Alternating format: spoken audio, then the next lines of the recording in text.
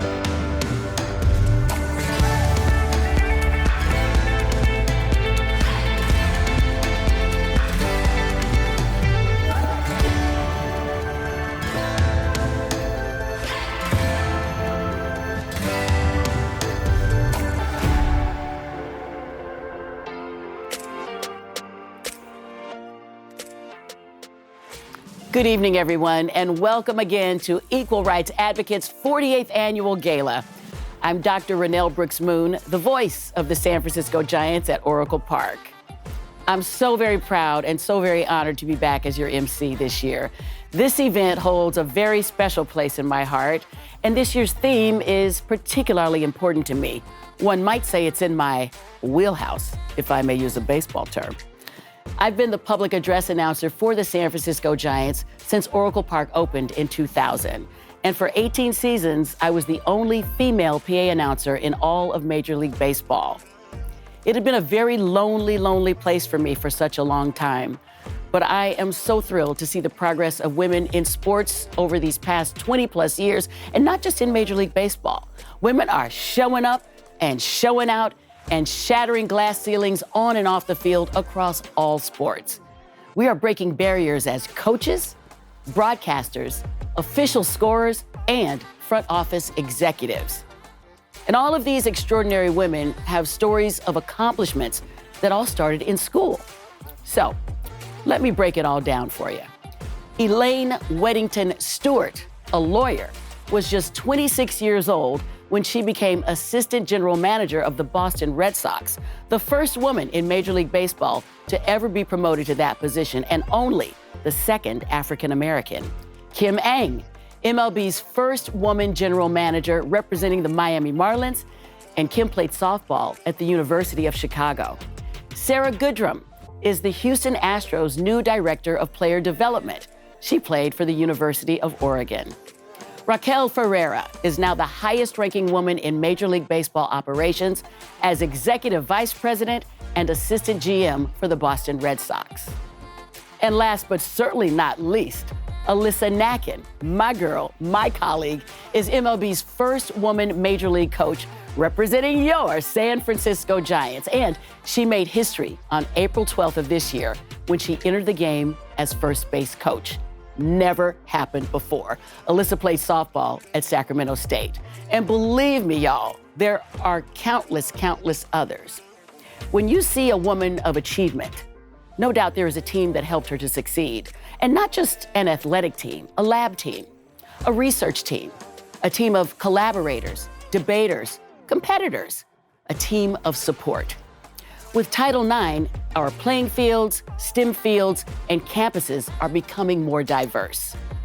Tonight, we're going to hear ERA's Title IX story in their own words and see some old friends that fought to make Title IX meaningful for students in schools everywhere. We're also going to see some new friends and new faces that are fighting for justice on the front lines.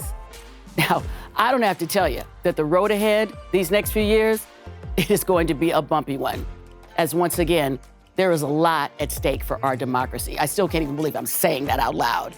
But tonight, we pause from our work to celebrate the tremendous impact Equal Rights Advocates has had to ensure an equitable future for another generation of young, hopeful students who just want to play, or become an oncologist, or steer a rocket into space, or become a Supreme Court justice. Shout out to KBJ. All right, so let's get this party started. We will celebrate the progress we have made towards gender justice tonight. And to kick things off, we have a very special message from the woman who needs no introduction, Executive Director of Equal Rights Advocates, Noreen Farrell.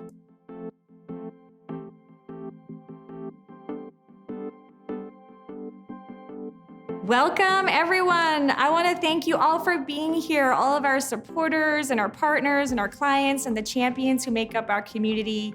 Tell us why you're here and who you are in the chat. We're so glad to see you because we're here today to celebrate ERA and we could not do it without you. We were founded to really bust barriers holding back women and girls, and over the past 48 years, we have helped millions of people across all identities. And we do it by changing laws, building equity at work and school, enforcing those laws all the way up to the Supreme Court, training and educating the next generation of activists, and also by engaging and educating our community with free legal counseling and mobilization behind all the issues we care about. Equal education and employment opportunities, childcare, pay equity, safety from harassment and violence, paid leave, and other supports we need to live full lives with our work and our families. I look at this movement and I see all of us deserving of justice and dignity and equality. I see Black women in their rightful place in the White House and in the Supreme Court. I see others busting myths about our power as we age, leading businesses in Congress, swimming to Cuba, women who are here today who are scientists finding the cure to cancer, electrical engineers working in space, despite a story told that our brains weren't suited for it. ERA supporting women and other low-paid workers reclaiming their rights to be designated as always essential. We're here with inspiring leaders in business standing up for justice, Black lives, and women's rights who, as we speak, are covering the expenses of employees who must travel to other states for basic reproductive care.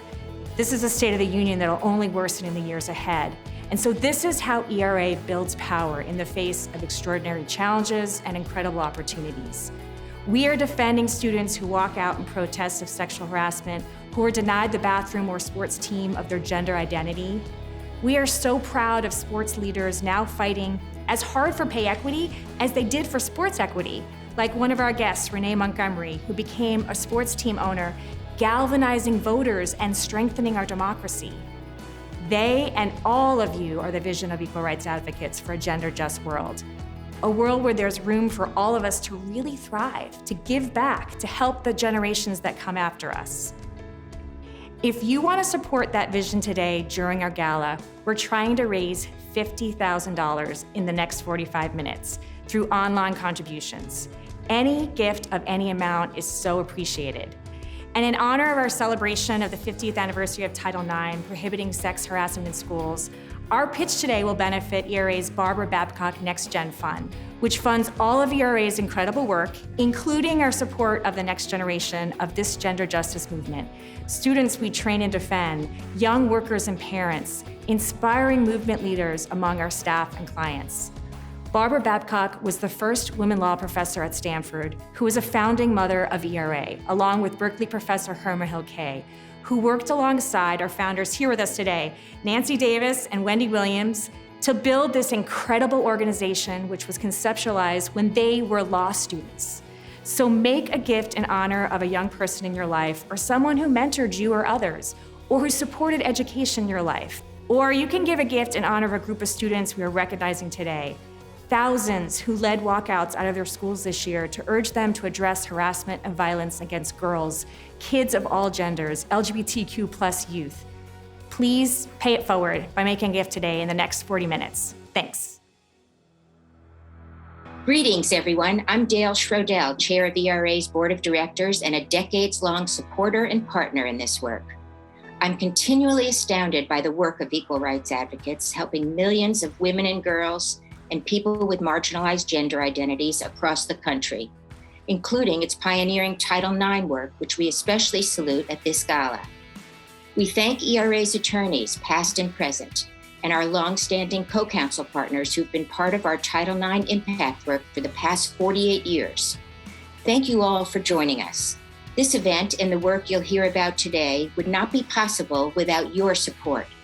So I want to extend our most heartfelt thanks to everyone who bought tickets and to all of our sponsors, with a special thank you to our title level sponsors, the always incredibly supportive Wells Fargo and the amazing Louette Colombano Philanthropic Fund. Your inspirational support of ERA's annual gala celebration is critical to the success of all of ERA's work in the coming year. Equal Rights Advocates also thanks Michelle Mercer and Bruce Golden, who have so generously provided seed funding for the Barbara Babcock Next Gen Fund. And we hope your contributions today will help us raise another $50,000 for this fund, named in memory of one of ERA's founding mothers and Stanford Law's first female tenured law professor.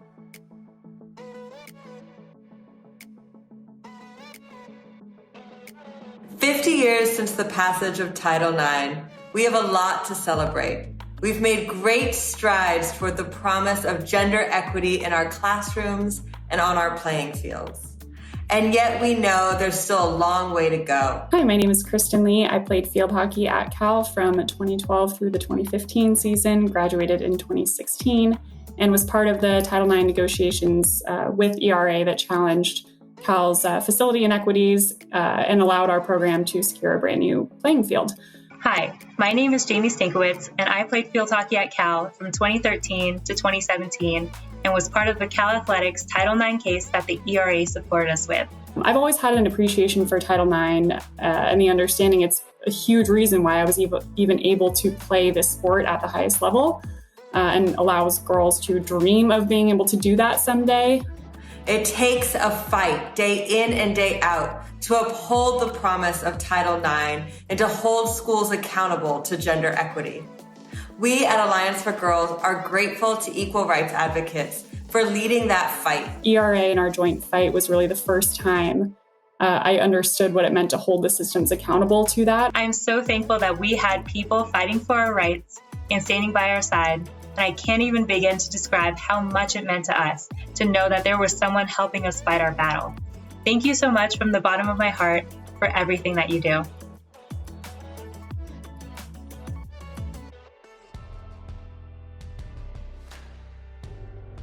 We're here today to mark ERA's incredible work furthering education equity, breaking stereotypes and limitations in the classroom and the playing field, in labs, on campuses, also making sure that every kid is safe enough to learn. We have a great film coming up on that front and lots of guests ahead sharing how ERA and education equity made a difference in their lives. And I want to share that every day we hear from clients served by our team who say how they changed their lives, how they cried with relief after getting our help, who feel anything is possible because we intervened or just supported them. So I want to take this moment to thank and celebrate every single staff member of Equal Rights Advocates from the bottom of my heart. And I ask that you introduce yourself in the chat and tell everyone what you do here. What is so beautiful about this work is that it supports students and workers of every age. I'm thinking of one amazing community partner who joined us at a rally for our Women's Economic Security campaign in her college cap-in gown.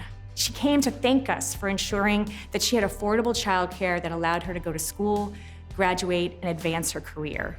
I'm thinking of women like my mom, who went to college when she was widowed at 48 with 5 kids, so she could move from being a housekeeper to a caretaker to a unionized nurse, making enough money to support me and my family.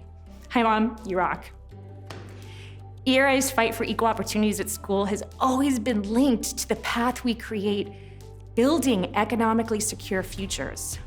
Children not only learn at school how they should expect to be treated later in life. We at ERA are working so they struggle less than those that came before them through our helpline, our cases, and our Women's Agenda initiatives, really changing the face of work and the care economy coming out of COVID-19. Over the past year, as we still waited for Congress to catch up with our needs, we joined incredible partners to drive new state laws building the economic security of women and gender-expansive people and their families. We've put an end to workplace agreements that silence employees who complain about sex or race discrimination and harassment. We've expanded income support for families in need, and we've added 120,000 new childcare slots for working families. And because we know that hungry kids can't learn, we supported legislation that makes California the first state to promise every public school student, all 6 million of them, free school meals. Please check out our 2022 agenda. It's just as ambitious. We need your help to get it passed. Because for every bill we get passed in one state, we're pushing for the replication in other states and at the federal level. Every bill we have passed has a federal version that's ready to go. So thanks for joining our community action team and helping us getting them over the line. To galvanize others around this work, we launched our Essential Women Workers Year of Action to make sure that the 1 million women forced out of work during COVID-19 return with what they need to stay. We are in 14 states that will be critical to upcoming elections, and we'll be amplifying the needs of thousands who engaged in our research about where they are in terms of debt and childcare and job security as family breadwinners and voters of color in this country. One mother named Angela asked us, how do you keep a job, let alone stay out of poverty, let alone get into the next tax bracket? Angela is our call to action. We are here to build real opportunity in this country, to ensure education without discrimination, to build wealth for all of us, to support the power of women and workers and students and voters and educators and businesses who are ready to stand up for gender justice at all its beautiful intersections. So thank you for joining us and supporting our ambitious plans ahead. This month, Title IX, the 37-word law that ensures equal opportunity in education, turns 50. Girls, young women, students of color, and folks along the gender spectrum are demanding to be seen and heard as they continue to fight for their places on athletic fields across the nation. In labs, where there have only been historically one or two of them. In walkouts and on social media, demanding safety and dignity while pursuing an education. Y'all, their voices have been loud, and I, for one, am here for it. And ERA is right there with them and just as loud. Every year, ERA pulls back the curtain to give us a deeper look into their work and its impact. So now, everyone, let's take a look at ERA's new short film, We All Win.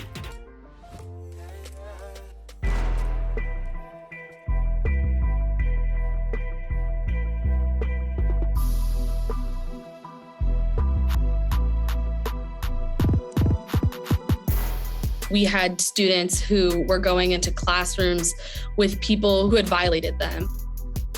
I just didn't understand why it was such a big deal for a girl to wrestle. In elementary school, junior high, and even in college, there weren't a lot of women in the math, science, and engineering fields. Why was I kind of like an outlier? I didn't feel protected. I didn't feel challenged educationally. I didn't feel supported. I didn't feel like I had the opportunities that I should have had. I was always an angry girl. That's what they thought. I was an angry girl. And luckily, I was one of the women that found out I wasn't angry. I just wanted to be equal. And it wasn't equal. And that is something to be angry about. We have a motto that says, I play for my team, past, present, and future.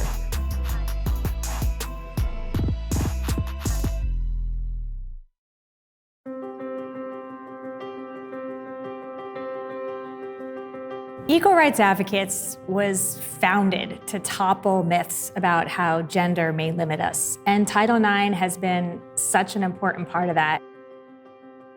This is a country in which the myth was that we would become infertile if we played sports, that our brains were smaller and so thus inferior for science and math.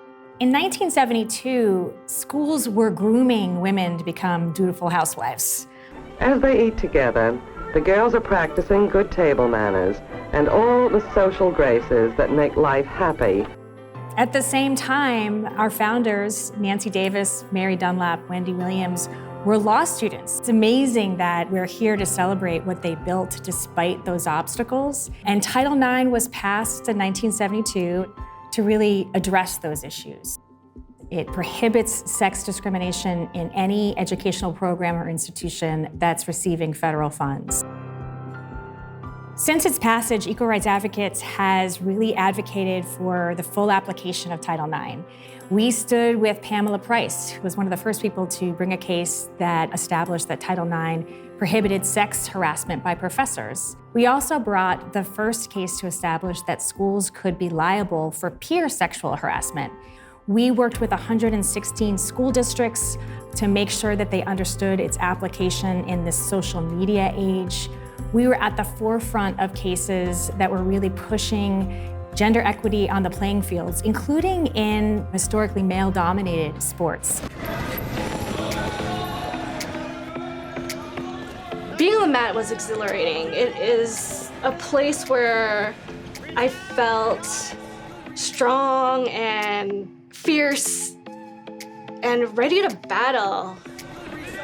I became interested in wrestling during my junior year of high school. I just found the sport so intriguing and exciting, and the wrestling coach told me that there's a school district policy that didn't allow girls to wrestle. When I went to college, I sought out those opportunities, and I was just so excited to be welcomed by Coach Birch.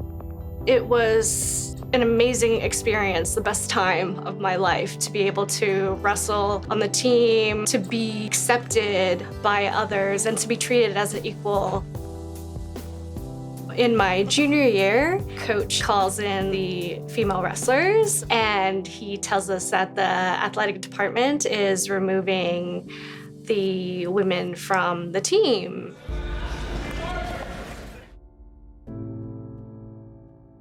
I was so confused. I just didn't understand why they were removing women from the team and why they were just insisting on having a men's wrestling team. To be told, no, not yet, you're not ready, this sport isn't for you. The courage that they had in the face of that to file a case and file a case that was never going to be resolved in the course of their college lives. The legal battle started in 2002. We didn't go to trial for about another 10 years after that.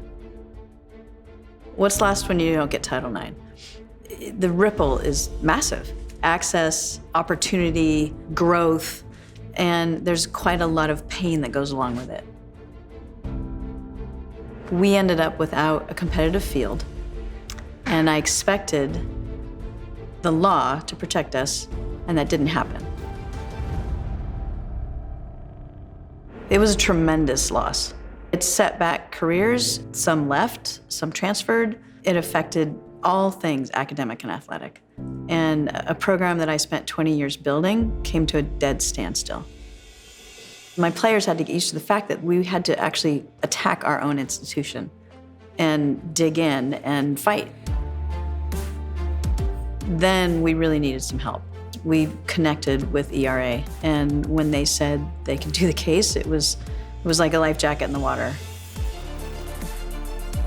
When we practice Title IX, when we litigate Title IX, when we think about Title IX, we're not just thinking about the law, we're not just thinking about the cases, we are thinking about the vision of the world that Title IX promised us and students 50 years ago when it was enacted. We want to see it at its completion, the end result, which is the full arc of a woman's life uninterrupted by sexism, discrimination, harassment, or harm. Every law evolves with our state of being, our state of our country, our state of understanding. And when you think about gender and everyone across all of their gender identities, this law was actually created for them. When I think about schools' obligations to queer and trans students, what I think about most often is a commitment to seeing them in their totality and doing right by them. It's about the student, it's about the survivor. It's about what do they need to continue their education and to feel safe at school. We've seen an incredible amount of change in the Title IX landscape in the past few years. A really important aspect of the Me Too movement was an increased discussion about how pervasive sexual harassment and violence is in schools. And students really did come out more to tell their stories about being harassed, about being assaulted, and really importantly, to talk about how schools failed them. We know what happens to students when they are sexually harassed or sexually assaulted. I mean, 20% of them at college campuses are either sexually assaulted or have an attempt of sexual assault. We don't talk about these experiences and these events. We're conditioned to not discuss assault or discuss harassment. A small group of girls and we wrote a letter to the administration saying we need better consent training. And we had realized that by the age of 17, out of the 60 girls who signed this letter, there were over 20 testimonials about sexual harassment and sexual assault. Without the proper response or the proper adult to talk to about it, it will have long lasting impacts for students. Safety is a key component to being able to get an equal education. Being a young person who realized that so many around me had gone through similar experiences motivated me really strongly to fight for better reform. And so I came to ERA seeking strategies, seeking emotional support. Current student activism doesn't just give me hope for Title IX, it gives me my marching orders. It's from them that we get our information on what needs to be done next. This is what the real courage is of Title IX plaintiffs. They bring cases that resolve after they've lost that opportunity, after they've had to leave and move on with their lives, but they're doing it for the next generation. My team and I learned the difference between advocacy and activism. I want every Black and brown woman out there to know that we matter, to know that we deserve to be respected, supported, uplifted, and protected. Everyone should have the opportunity to partake in everything that society offers. No one should be held down. And I really believe that that's what Equal Rights Advocates does, to make sure that the right recognition is given to underprivileged or under-recognized parts of society. That diversity that we have is so important. People with different, genders or backgrounds or races or religions, they bring different perspectives. And really that strengthens our community.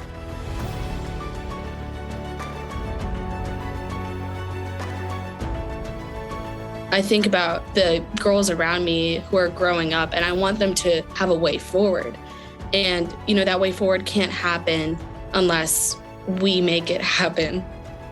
How do we do better? How do we expand? How do we think past what already is and move towards what we want?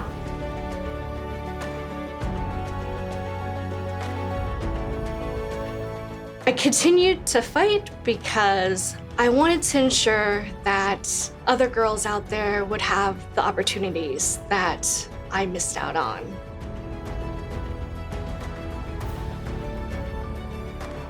I didn't know that I would need ERA, but thank God they were there. What we do differently than everybody else. But we do it in a way that also supports everyone else doing this work. Each and every one of us has that resolve in us. And sometimes we just have to find it.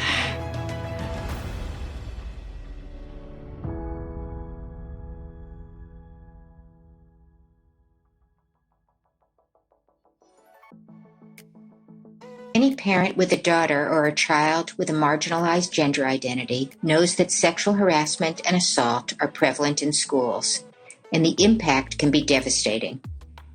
As a parent, I've had personal experience with this, and ERA was there for my family.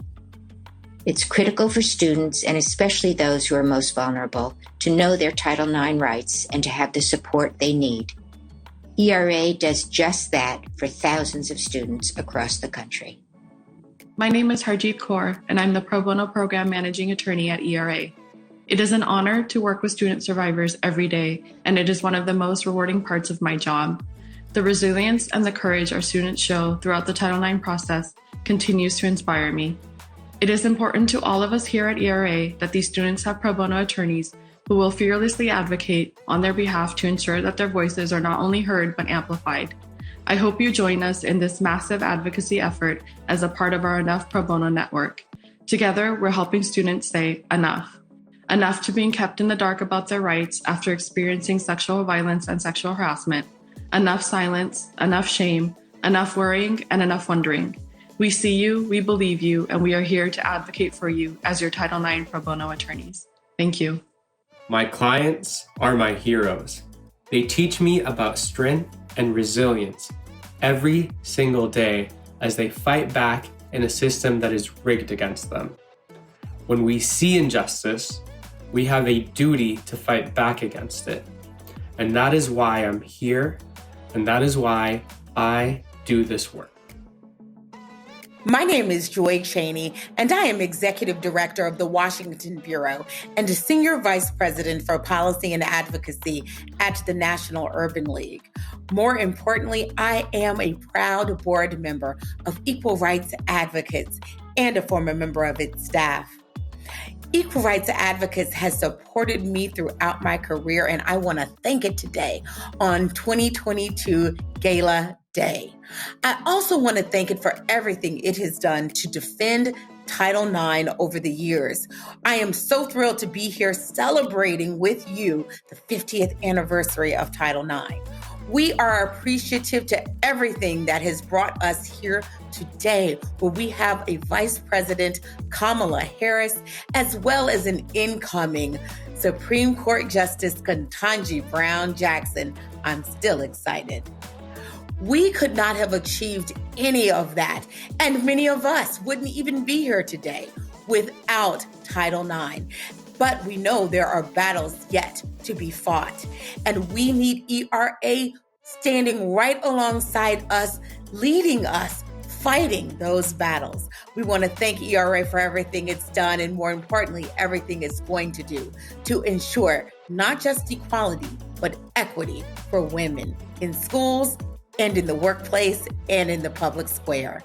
Thanks, ERA, and congratulations on your 2022 Gala.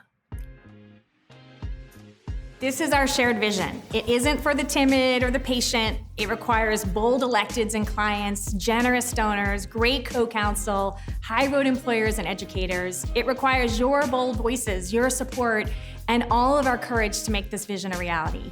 In the final moments of the program, I'm jumping in to say, wow, I always get so emotional reliving these moments with our clients. Their bravery humbled me then, and I'm still affected by it. Knowing that they are here still fighting for the girls and students coming after them is just so moving. So on behalf of all the students and workers that ERA serves because of your support, let me just say that every dollar counts. I did my final check, you know I did, and we have not met our match, but there's still time. Give a gift in honor of someone you love or admire and tell us about them in the chat. Let us know if you're an ERA alumnus, if we helped you with a Title IX matter, if our pro bono network helped you. Thank you to our network. Or tell us if one of the laws we changed made a difference in your life or in the life of someone you care about. Like any team, it takes all of us to win gender equity for everyone. Have a great night. Okay, let me tell you something. When Noreen shakes those trees, she shakes them hard. Friends of ERA, we have made it so easy for you tonight. Just use your smartphone, which I know you have handy anyway, and text the number you see on screen to help ERA meet its goal tonight. What is equity worth? What is the price of safety, dignity, and opportunity for that new college freshman in your life, or for those kids who just want to play a sport they love? Now, if you're still on the fence about what it means to support ERA, I want you to think about Noreen's message about what's ahead.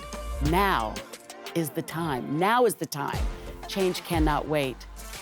Congratulations, ERA. Bravo for the impact you're making in so many lives. Be well, everyone. Thank you so much for joining us. Have a wonderful night, and I'll see you at the ballpark.